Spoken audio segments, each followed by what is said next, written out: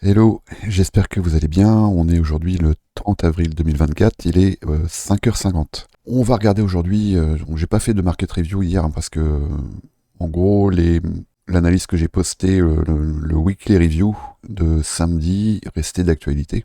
En règle générale, c'est pas forcément d'ailleurs le lundi qui va se passer énormément de choses, hein. C'est plutôt une journée où souvent le marché va montrer sa main. Donc on attend un petit peu de voir ce que le marché nous réserve et on peut commencer éventuellement à établir certains biais à partir du lundi. Parfois même il faut attendre un petit peu plus longtemps. En tout cas, on peut commencer un peu on va dire, à établir des niveaux. Alors pour ça, je vais revenir sur le dollar et bon, désolé, je vais faire un petit peu de théorie. Bon, j'espère que ça vous intéressera. Si ça vous intéresse pas, bah, vous avancez, ou vous mettez en lecture rapide, ou vous passez, vous allez ailleurs. Voilà ce qui se passe sur le dollar. Enfin, ce qui se passe. Ce qu'on peut observer actuellement, hein, c'est cette surface ici. C'est même une surface qu'on pourrait tout à fait encadrer de cette façon. Je suis pas du tout un chartiste, hein, donc, mais voilà. Voilà ce qu'on pourrait envisager. Hein, c'est un canal. On pourrait appeler ça un canal de tendance. En tout cas, on voit bien que là actuellement le dollar, voilà comment il évolue. Donc ça, moi pour moi, j'en établis pas du tout un modèle prédictif ou une tendance ou quoi que ce soit. On voit simplement que le dollar est en train d'établir des bornes. Là, je suis en 15 minutes. Alors, on va parler de deux choses par rapport au dollar. On va parler d'une part de la fractalité et d'autre part d'un modèle. C'est pas non plus un modèle prédictif, mais c'est un modèle qui nous permet d'observer qu'on appelle le market maker.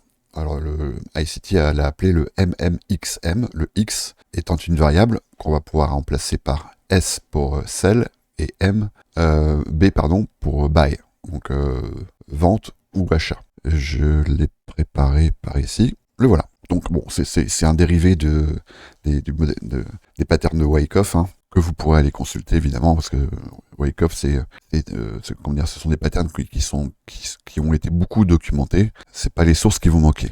Alors le principe donc si on part d'un market maker sell model, on va avoir des surfaces ici d'accumulation et après on va arriver ici à ce que ICT appelle un smart money reversal. J'aime pas trop ces termes, je trouve que c'est un bon smart money. C'est quoi? Ça veut dire quoi smart money? J'ai jamais trop compris ce que ça voulait dire, mais bon. Et ensuite, on attaque la distribution, la redistribution à nouveau, et après on entame une phase d'accumulation, réaccumulation, etc. Voilà en gros un peu le principe. Hein. Et donc ici, à l'occasion de cette accumulation, de cette première accumulation, on aura ici à nouveau un smart money reversal. Ça, c'est pour le modèle, donc le MMSM, Market Maker Sell Model. Et ici, pour le Market Maker Buy Model, ça va être exactement le même principe. Admettons qu'on soit ici, ou on pourrait très bien commencer ici. Hein. Voilà, on pourrait très bien être sur ce niveau-là. Et donc, ici, on va avoir à nouveau le même principe avec un Smart Money Reversal. Et là, accumulation, réaccumulation. Et là, on attaque une distribution. Alors, pourquoi est-ce que je parle de fractalité? Parce qu'en fait, à l'intérieur de ça, on va pouvoir retrouver ça. Et ça. D'accord? C'est-à-dire que à l'intérieur de cette figure ici, à l'intérieur de cette jambe haussière, je vais pouvoir retrouver dans de plus petites unités évidemment. Admettons qu'ici je sois en daily, et si je prends ici cette jambe ici en 5 minutes par exemple, eh ben je vais pouvoir, si j'applique un microscope ou une loupe, observer ça. D'accord? C'est un peu l'ADN du prix en fait. Et alors si j'applique ça au dollar, voilà le contexte. Ici, ce qu'on peut observer, c'est voilà, une accumulation, une jambe haussière, une nouvelle accumulation, une jambe haussière avec à chaque fois, vous voyez, une surface de consolidation. Et que ici, on peut observer à l'occasion de ce niveau qui a été tag dont je vous avais parlé, qui est un New Day Opening Gap, qui est ici, hein, qui est sur ce niveau-là précis. Donc le New Day Opening Gap du 1er novembre 2023, ça commence à remonter. Et donc si je vais voir, même aller en 5 minutes, voilà ce qu'on peut observer. Donc ici, si j'applique ça et si je compare à ce modèle, bon c'est graphique, hein, c'est très schématique, mais vous voyez bien que c'est pas forcément comme ça que ça va se passer précisément. Mais c'est plutôt c'est pas forcément la pattern, mais c'est le modèle et la dynamique qu'il faut retenir. On voit bien qu'on est ici sur quelque chose, en tout cas en 5 minutes, qui va ressembler ici à ce que le dollar est en train de faire. Et donc, on va avoir à chaque fois ici une distribution, et après, on va avoir une nouvelle jambe baissière. Donc, pour l'instant, en tout cas, moi, ce que là, cette fenêtre me dit, c'est que l'objectif serait, à plus ou moins court terme, cette surface de consolidation ici. Donc c'est ça, je vous en ai déjà parlé. Il s'agit donc, on est sous les 105 points et ça serait pour revenir, sachant que ici le travail a été fait. On voit bien, hein, je l'avais encadré il y a un petit moment. Ici, cette inefficience, cet imbalance, là, il a été retesté. On avait au préalable une surface de consolidation et là, on est ici sur le deuxième stage de redistribution du market sell model. Ce deuxième stage de redistribution du market sell model se ponctue par une prise de liquidité, une chasse au stop, et après une jambe baissière qui va venir, a priori, normalement, si ce modèle est respecté, venir prendre ce lot ici, et ensuite le lot de cette surface de consolidation. Voilà où ça nous amènerait. Donc ça, c'est ce que j'ai en ligne de mire. Pourquoi est-ce que je parle de fractalité? Parce que si on regarde bien, par contre, et là je vais passer en 1 heure, vous allez voir que c'est super intéressant, c'est que là, ce qu'on peut observer là, c'est, et là c'est peut-être plus parlant graphiquement pour vous, c'est un market maker buy model.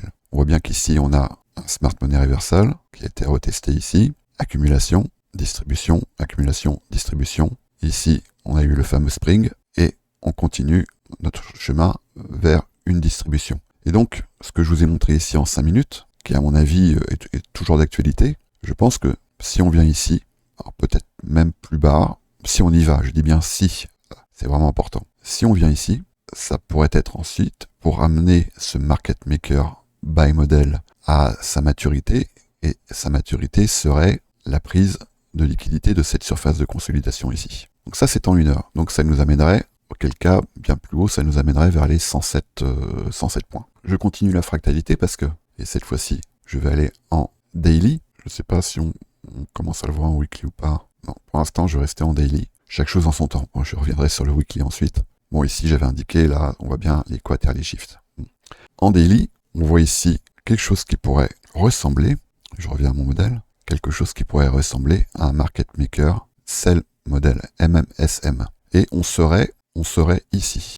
Le prix serait à peu près à ce niveau-là. Et là, une fois qu'on a la maturité de ce market maker sell model, donc ça c'est un peu un, comment est-ce que je pourrais dire, c'est un peu un itinéraire que je suis en train de tracer. Et un itinéraire, bon, des fois, il peut très bien prendre une mauvaise route. L'important c'est d'arriver quand même au bout. Donc là, ici, market maker sell model en 5 minutes. Objectif, cette surface de consolidation pour ensuite amener ce market maker buy model à maturité. Et la maturité, à mon avis, ce serait la prise de ce high ici, voire même pourquoi pas, je pense que ce serait cet imbalance daily. Et ensuite, là, on serait ici sur le premier stage de distribution du market sell model. Et à ce moment-là, ça nous ramènerait sous la surface de consolidation précédente de cette jambe haussière, ça nous ramènerait ici. Alors là, bon, c'est pas...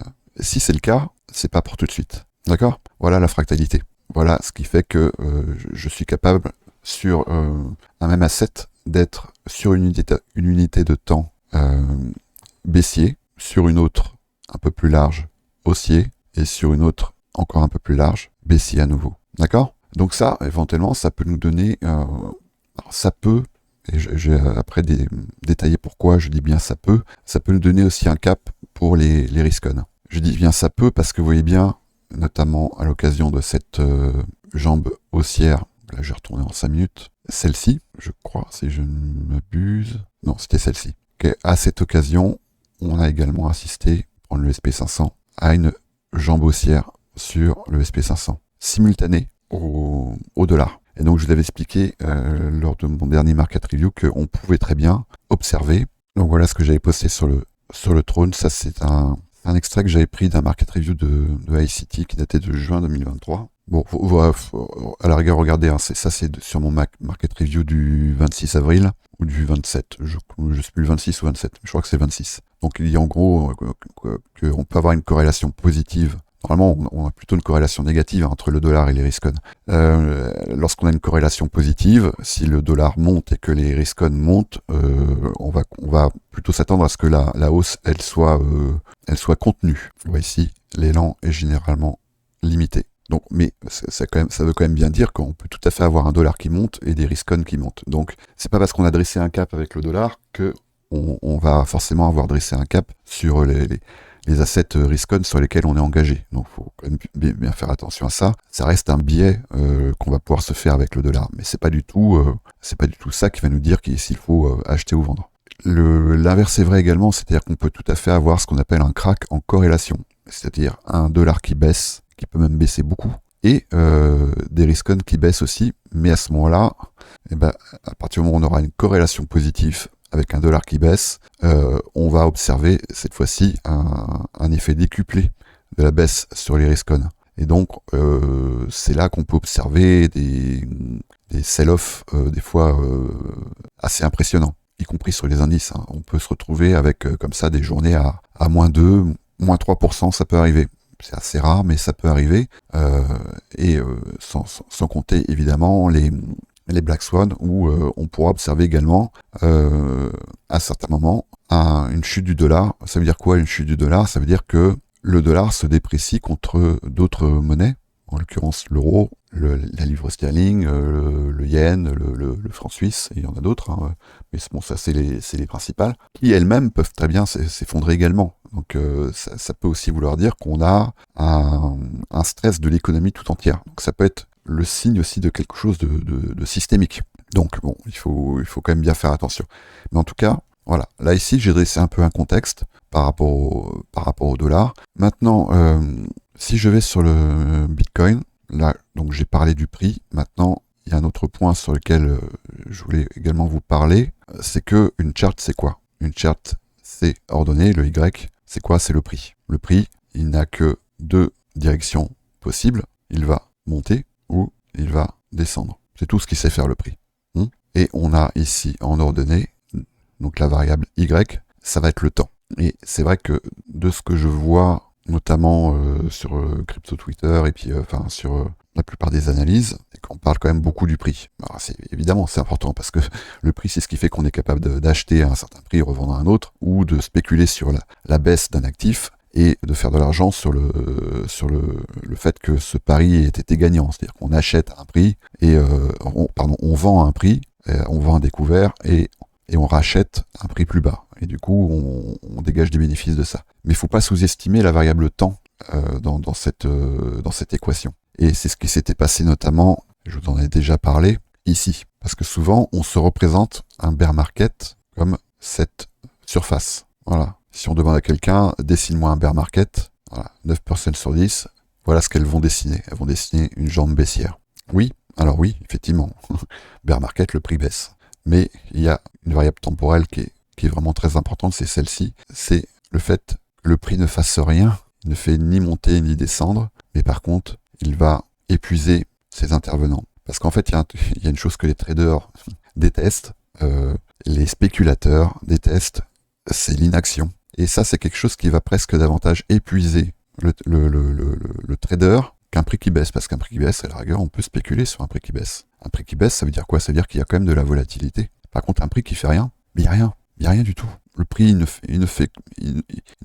monte pas, il donne de faux signaux, il monte, puis après il descend, il consolide, il monte, puis après il descend, il vient chasser tous ceux qui sont positionnés, il monte à nouveau, et puis il redescend, et puis il reste au final dans un range qui est, en tout cas pour le Bitcoin, qui est quand même assez contenu, hein. On est sur un range de 40%, 50%. Comparé à ce que Bitcoin a fait ensuite, c'est rien du tout. Donc, je crois, après, je vais pas non plus faire le plan, je vous l'avais bien dit, blabla, etc. Je le dis, je suis pas prédicateur. Mais c'est quand même assez courant, et vous observerez ce qu'a fait Bitcoin précédemment, c'est que lorsqu'on vient capturer une zone d'intérêt, lorsqu'on vient surplomber, ou lorsqu'on vient sous une zone d'intérêt majeure, comme c'était le cas ici. Ici, on était quand même on était sur un ATH. On observe ensuite toute une période où, alors, en données relatives, on va dire, hein, parce que ça, plus tard, ça nous paraîtra être vraiment rien du tout. Ça nous paraîtra ressembler à ça. Voilà ce qui se passe ici. Là, à mon avis, on est rentré dans une phase un peu d'épuisement où il est probable que le prix, il reste encore dans cette zone un moment. Et donc, c'est ce que je vous avais indiqué. On a un range qui va définir deux bornes, une borne basse, une borne haute, un équilibrium. Et a priori, la vocation de ce range, c'est d'attirer le prix lorsqu'il est en bas vers le haut et lorsqu'il est en haut vers le bas. Et puis, à un moment donné, lorsque les acteurs de ceux qui sont investis ou ceux qui ont des convictions par rapport à cet asset, alors là, ici c'est Bitcoin, mais c'est valable pour n'importe quel asset, vont soit s'épuiser, soit parfois se ruiner, soit perdre leurs convictions, c'est souvent là qu'il y a une directionnalité qui se prend. Et cette directionnalité, en règle générale, elle se solde d'abord par un dernier coup de stress, qui serait donc un coup de stress qui nous emmènerait, ça fait un petit moment que je vous en parle, dans cette zone, pour après aller vers le haut. Ou, à contrario, donner des espoirs, en 2 mots, des espoirs, avec une jambe par exemple haussière, et puis qui nous ramènerait vers le bas. D'accord ? Et c'est là que, à ce moment-là, la fractalité pourrait nous servir. La fractalité qui effectivement peut nous laisser penser ici à un market maker sell modèle, même si ici ce reversal il est pas très propre je trouve, mais dans une autre fractalité, ici, nous faire penser à plutôt ici quelque chose qui nous amène vers une réaccumulation et une distribution à nouveau mais plus haut. D'accord ? Donc il faut bien envisager ça. Je vais pas aller plus loin avec les non VIP et on va regarder un petit peu avec les VIP ce qu'on peut envisager là dans peut-être les jours qui viennent et ce qu'on peut aussi ne pas envisager. Mais en tout cas, ce qu'il faut bien comprendre, c'est que il y a un adage qui est assez parlant, je trouve, c'est day trading is not everyday trading.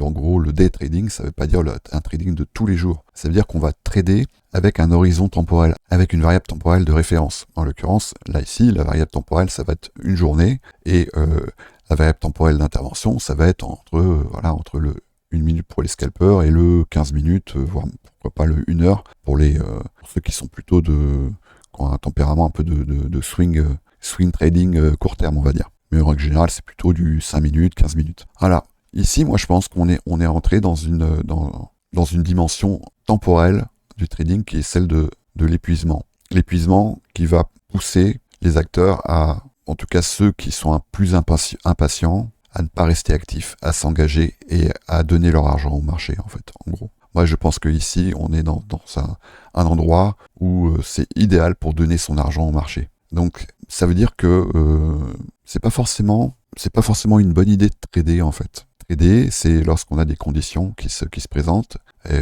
Et au bout d'un moment, lorsqu'on n'a pas ces conditions, parce qu'on a un modèle par exemple, on a envie quand même c'est humain, on a envie de rester actif, on a envie de s'engager, on dit oh là là, bah là c'est bon, tiens, ici je vais vendre, ou ici je vais acheter, et c'est souvent à ces occasions-là que le marché va nous punir. Donc faites attention à vous, je ferai peut-être un market review demain, je verrai, ça va dépendre un peu de ce qui va se passer. Pas oublier non plus qu'aujourd'hui, et jusqu'à la fin de la semaine, on va rentrer dans une période de haute volatilité à mon avis, parce que voilà la semaine qui nous attend. Aujourd'hui, on a été relativement tranquille, mais voilà, ce qui nous attend tous les jours jusqu'à vendredi, avec à l'intérieur de ça le NFP, les taux d'intérêt, le FOMC, etc. Donc faites attention. Faites attention, ça ne veut pas dire ne pas vous engager, mais si vous vous engagez, c'est sur du spot et en acceptant l'idée que vous puissiez encaisser un drawdown qui sera peut-être pas qui va peut-être pas durer des semaines, mais que vous puissiez engager un drawdown qui peut être stressant. Donc, est-ce que vous avez cette résistance au stress ? Donc, faites attention à vous. Allez, bonne journée pour les non VIP, puis je continue avec les VIP.